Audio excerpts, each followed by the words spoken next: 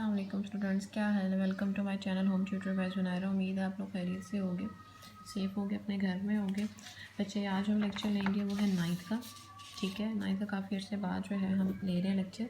तो नाइन्थ का जो लेक्चर आज का वो है जी रदरफोर्ड एटॉमिक मॉडल। तो रदरफोर्ड एटॉमिक मॉडल हमारा जो है वो सेकंड चैप्टर में आता है। हमारा सेकंड चैप्टर कंटिन्यू है। तो रदरफोर्ड एटॉमिक मॉडल पढ़ेंगे कि एटम का मॉडल रदरफोर्ड ने कैसा पेश किया। ठीक है, तो इसके कुछ जो है वो पॉइंट्स हैं, मेन पॉइंट्स जो आप देखोगे इसके मॉडल में। एक तो पहला सबसे एक्सपेरिमेंट था, उसने एक्सपेरिमेंट क्या किया। नेक्स्ट वन इज़ ऑब्जर्वेशन, उसने ऑब्जर्व क्या किया। देन रिजल्ट, क्या नताइज है सामने और क्या उसमें फॉल्ट है जिसकी वजह से इसका जो मॉडल है वो रिजेक्ट हुआ। ठीक है, तो ये चार चीज़ें। हम सबसे पहले एक्सपेरिमेंट की तरफ जाते हैं। एक्सपेरिमेंट पेपर में आ सकता है what was experiment perform by the Rutherford. तो इसमें आप क्या लिखोगे जी भी ही perform gold foiled experiment to understand how negative and positive charges could coexist in an atom. उसने ये बताया, उसने गोल्ड फॉइल एक ली, ठीक है, पतरी सी, बेसिकली पतरी ए जो है ना ली गोल्ड की, और उसने एक्सपेरिमेंट में यूज़ की, बहुत बारीक थी, उसकी हम आगे देखेंगे। थिकनेस जो है वो 0.004 सेंटीमीटर थिक थी वो। ठीक है, और उसने ये बेसिकली उसका एक्सपेरिमेंट ये इस बात पे था कि कैसे एक एटम के अंदर पॉजिटिव और नेगेटिव आयन जो हैं या चार्जेस जो हैं, आयन तो नहीं कह सकते, चार्जेस जो हैं वो एक साथ रहते हैं। ठीक है, ये उसका एक्सपेरिमेंट था। ठीक है, देन उसने जो एक्सपेरिमेंट परफॉर्म किया उसमें क्या किया, इसने किया basically he bombarded alpha particles on this thick gold foil. एक गोल्ड फॉयल है जिसकी थिकनेस इतनी थी, उसमें उसने अल्फ़ा पार्टिकल फेंके। अल्फ़ा पार्टिकल्स बेटा वो होते हैं पॉजिटिव चार्ज पार्टिकल्स, वो उसने फेंके इतनी थिक गोल्ड फॉयल पे। अल्फ़ा पार्टिकल बेसिकली जो थे वो इमिट भी हुए जब निकाले उस पर, जैसे रेडियम और पोलोनियम थे जो एक्चुअली हीलियम थे। ठीक है, मतलब उसने जो अल्फ़ा पार्टिकल फेंके, उस अल्फ़ा पार्टिकल्स के गिरने से गोल्ड फॉयल, उसके अंदर से भी अल्फ़ा पार्टिकल्स जो हैं वो कुछ निकले। ठीक है, देन क्या दी पेनिट्रेशन सम हाउ, उनकी पेनिट्रेशन थी, मतलब पेनिट्रेटिंग पावर थी उनकी कुछ। और प्लम पुडिंग मॉडल जो था वो इसने जो है वो उसको करेक्ट नहीं करार दिया, जो उसने प्रूव करके दिखाया। प्लम पुडिंग मॉडल क्या था कि सेंटर में हमारे पास जो है वो एटम के पॉजिटिव पार्ट और इर्द गिर्द जो है वो नेगेटिव पार्ट, मतलब इस तरह करके स्टिक हुआ है। ठीक हो गया, तो प्लम पुडिंग मॉडल को उसने जो है वो रिजेक्ट करके दिखाया। ये था इसका सिंपल सा एक एक्सपेरिमेंट कि उसने क्या जी गोल्ड फॉयल, मैं यहाँ पे आपको दिखा दूँ इसकी जो है पिक्चर, ये देखो। ठीक है, ये इसने क्या किया, ये जी ये नीचे लिखा हुआ है caption, scattering of alpha particle by atom of gold foil. ये इसने एक्सपेरिमेंट जो परफॉर्म किया उसकी ऑब्जर्वेशंस क्या होंगी वो हम पढ़ेंगे। वो मैं आपको पहले सरसरी से बता दूँ। कुछ ऐसी थी जो हमारे पास अल्फा पार्टिकल्स की रेस थी वो सीधी पास हो गई। ठीक है, वो हमारे पास जो है वो अनडिफ्लेक्टेड थी, सीधी सीधी डिफ्लेक्शन, वो डिफ्लेक्शन उनकी अनडिफ्लेक्टेड थी, वो पास हो गई इजीली।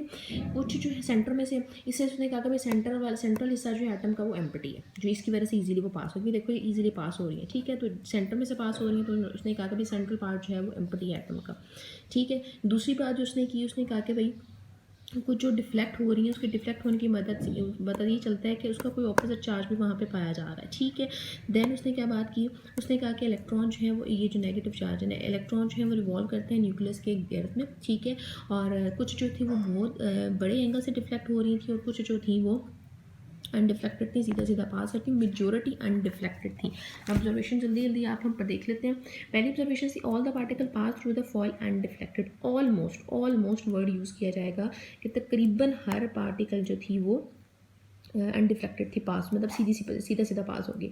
20,000 पार्टिकल में से कुछ जो थी वो डिफ्लेक्ट कर रही थी लार्ज एंगल पर, और कुछ जो थी बाउंस बैक हो रही थी, कुछ रिटर्न हो रही थी वापस। जैसे यहाँ पे देखो, ये वाली रिपेल्ड हो रही है जिसे बाउंस बैक बोलेंगे, और ये लार्ज एंगल पर डिफ्लेक्ट हो रही है, और बाकी जो है वो सीधी सीधी अनडिफ्लेक्टेड है। ठीक है, नेक्स्ट हमारे पास उसका ऑब्जर्वेशन थी वो यही थी, सॉरी ये हमारे पास ऑब्जर्वेशन दो ही थी कि मेजोरिटी जो थी अनडिफ्लेक्टेड थी और कुछ जो है डिफ्लेक्टेड थी और कुछ जो है वो बाउंस बैक हो रही थी। ठीक है, ऑब्जर्वेशन हमारे पास दो थी जो मैंने आपको डायग्राम से बता दिया।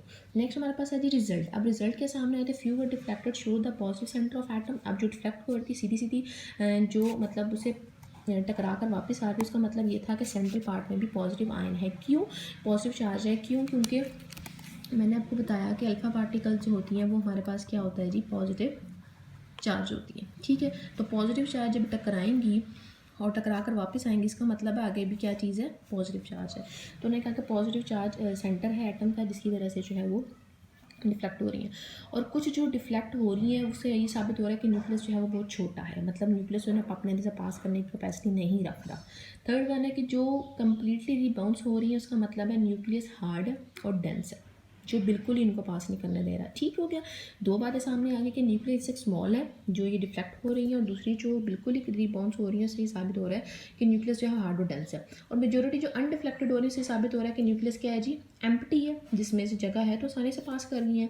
इलेक्ट्रॉन रिवॉल्व कर रहा है अराउंड न्यूक्लियस। एटम न्यूट्रल होता है। क्यों न्यूट्रल होता है ये तो आप लोगों को भी अब पता हो जाना चाहिए कि सेंटर में एक पॉजिटिव पार्टिकल है, पॉजिटिव चार्ज है, और जो उसके सराउंड किया हुआ वो नेगेटिव है। तो पॉजिटिव नेगेटिव इक्वल होते हैं आपस में। एटम इलेक्ट्रॉन्स और प्रोटॉन जो स्टेबल होता है एटम उसके अंदर इक्वल होता है नंबर, जिसकी वजह से एक दूसरे के इफेक्ट को कैंसिल कर देते हैं। ठीक है, तो न्यूट्रल हो जाता है। फंडामेंटल पार्टिकल्स होते हैं जो न्यूक्लियस के अंदर होते हैं, उन्हें हम न्यूक्लियंस बोलते हैं। वो दो होते हैं, प्रोटॉन और न्यूट्रॉन। ठीक है, तो ये चीज़ें थी बेसिकली हमारे पास रिजल्ट सामने आया। अब डिफेक्ट्स पेपर में बहुत दफ़ा आते हैं कि what were the defects of the Rutherford atomic model, why Rutherford atomic model were rejected. तो इसमें ये था कि एक क्लासिकल थ्योरी है, ठीक है, फिजिक्स की एक, उसमें ये कि electron being the charge particle, electron charge particle है नेगेटिव, वो कॉन्टीन्यूसली एनर्जी इमिट भी कर रहा है, रिलीज़ भी कर रहा है। ठीक है, तो इसी तरह अगर वो एनर्जी रिलीज़, अब ये देखो सही, ये इलेक्ट्रॉन है तो ये अपने अंदर से एनर्जी रिलीज़ करेगा तो डेफिनेटली नीचे वाले शेल में आएगा, करते करते नीचे वाले शेल में, तो इस वक्त आएगा वो किस पे आके गिर जाएगा, न्यूक्लियस पे। ठीक है, जिस तरह मैं पुरानी बुक्स में बना होता था, लाइक ये इलेक्ट्रॉन है, ठीक है, ये रिवॉल्व करता करता इमिट करता करता एनर्जी क्या कर रहा है जी, एट द एंड आके गिर जाएगा जी न्यूक्लियस में। जब न्यूक्लियस में इलेक्ट्रॉन गिर जाएगा तो एटम का स्ट्रक्चर तबाह हो जाएगा। तो ये पहला पॉइंट ये इसका डिफेक्ट है कि अगर जिस तरह ये कह रहा है कॉन्टीन्यूस एनर्जी इमिट कर रहा है, तो कॉन्टीन्यूस एनर्जी इमिट के नतीजे में क्या होगा, वो एटम का स्ट्रक्चर डिस्ट्रॉय हो जाएगा। नेक्स्ट है जी लाइन स्पेक्ट्रम, उसको ऑब्जर्व हुआ। अब जब कॉन्टीन्यूसली एनर्जी इमिट कर रहा है तो स्पेक्ट्रम भी हमारे पास कॉन्टीन्यूस आना चाहिए, जबकि उसका क्या आया जी, लाइन स्पेक्ट्रम। तो ये दो डिफेक्ट्स थे जिसकी वजह से क्या हुआ कि इसका जो मॉडल था वो रिजेक्ट हो गया। बहुत इजी है ये टॉपिक, और आप लोग देख लो, मैंने कोशिश की आप लोगों को बहुत ईजी वे में समझा सकूँ। जिस तरह अब ये वाला डायग्राम आप देख लीजिएगा। दूसरा रदरफोर्ड के बारे में information, Rutherford was a British New Zealand chemist, perform a series of experiment using alpha particle.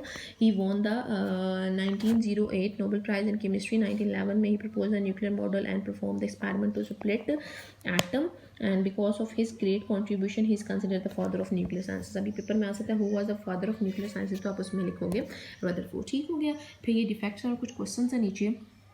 Therefore, yet is cultivated through thought-provoking ideas among them. They initially request to answer the following question: How can an atom collapse and why are atoms stable?